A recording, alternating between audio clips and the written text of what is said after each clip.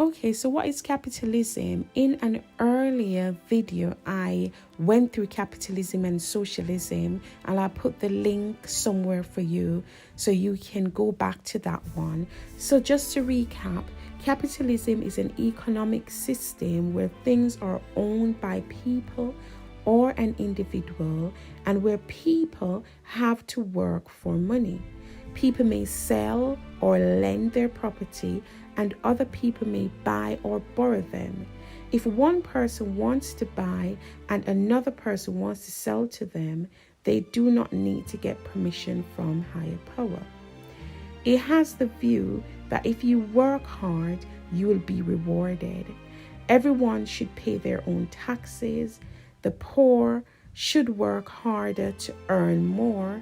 And traditionally, it was represented through the Conservative Party, and especially through Winston Churchill.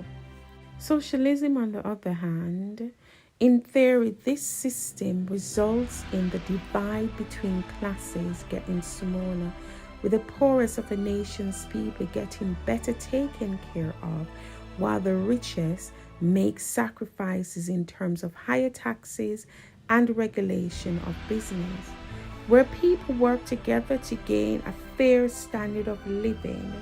So this system really promotes the idea of people working together and having shared responsibility.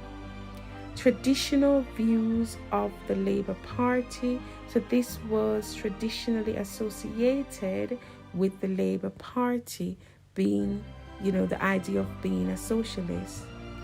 We know that Priestley he supports this idea, Bernard Shaw as well, and H.G. Wells. There is the view of living together and looking out for each other, and this also lends to people sharing their wealth. There's equal access for all resources, and the extreme of this would be where an authority enforces sharing of wealth and does not allow people to own things. And that is communism and not socialism. But the two are sometimes confused, and they shouldn't be. So today we're specifically looking at structure in Act 1. Our learning objective is to be able to analyze and understand the timing of the inspector's arrival in Act 1. So essentially, we are looking at why his timing is so important, and why does Priestley allow the inspector to enter at this specific time.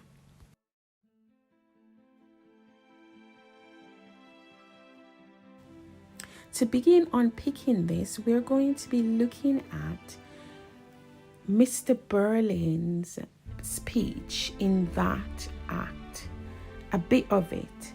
So it says, "But this is the point. I don't want to lecture you two young fellas again.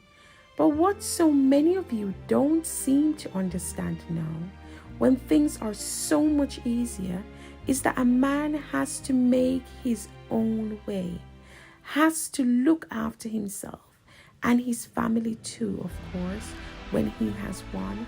And so long as he does that, he won't come to much harm.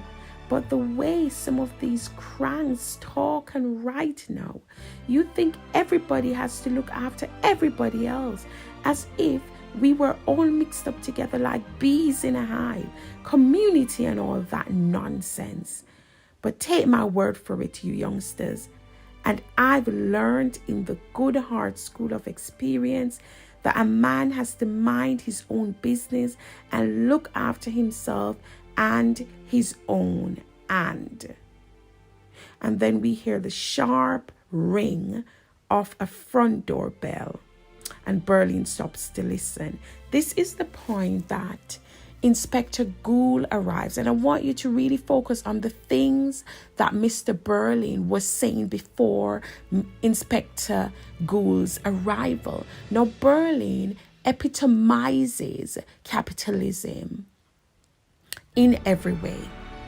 And so when he arrives at this point, and most of the things that he was saying, you need to look out for yourself, your own interests, only look out for your family, are really tenets of capitalism, being individualistic, making money for yourself, trying to get as much money as possible.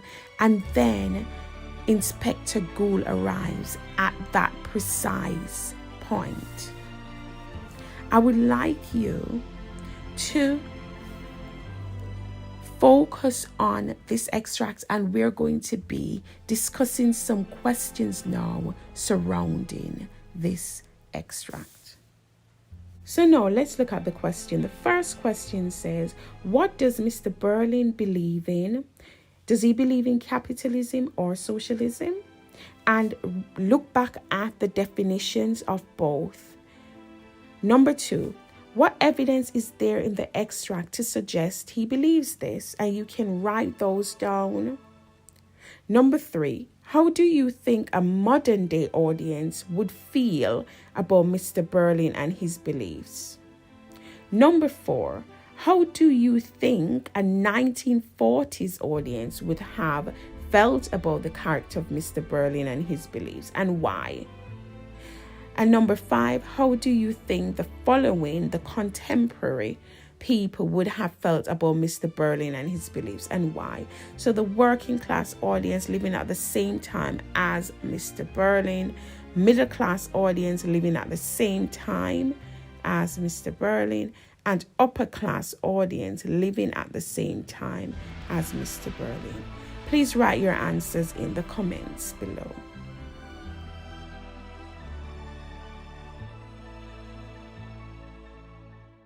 Okay, so let us just recap and see what have we learned and check some of the answers that you've put down. So Mr.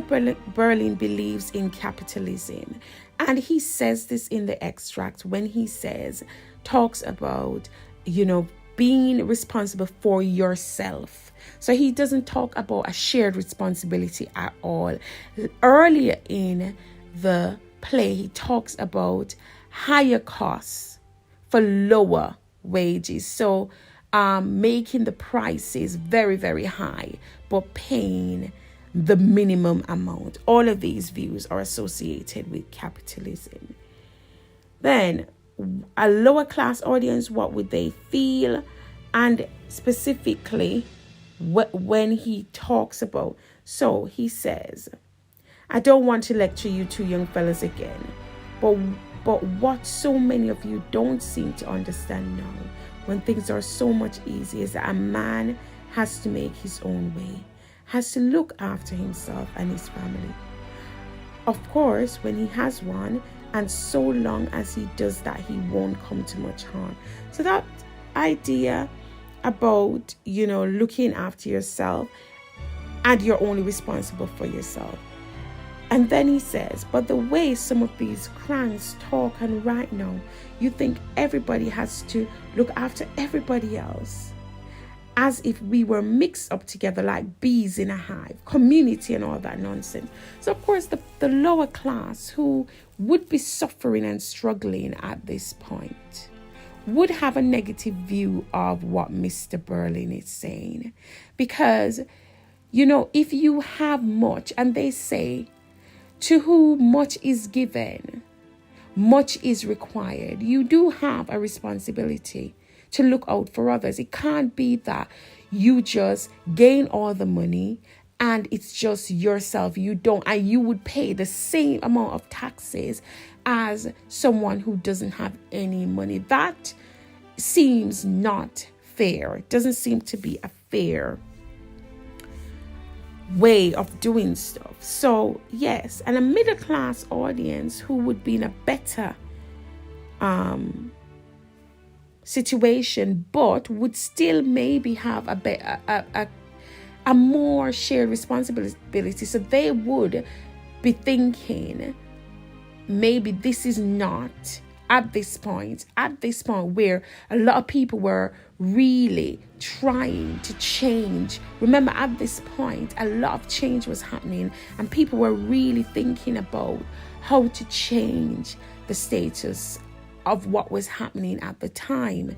A higher class, however, I would think a higher class audience, a lot of them would feel like we need to secure our wealth. We need to really keep our wealth, as Mr. Berlin, as the upper class at that time, they have the resources to live in a certain way. If you notice at the beginning, Mr. Berlin has a servant, he has a maid, they're drinking port, to how do you maintain this?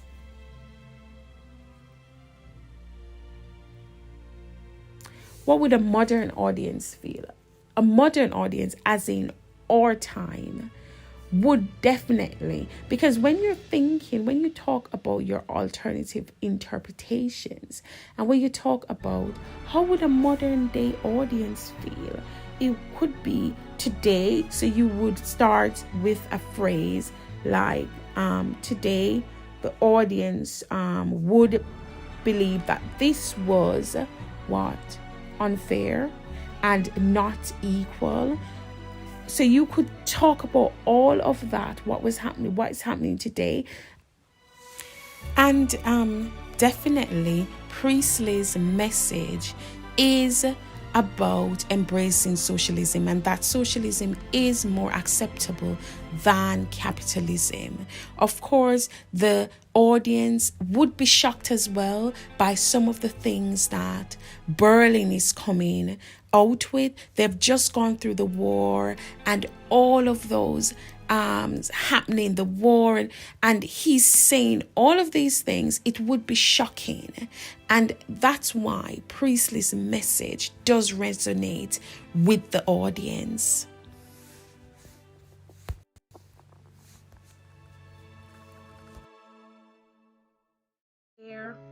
And I'll see you in the next one. Bye.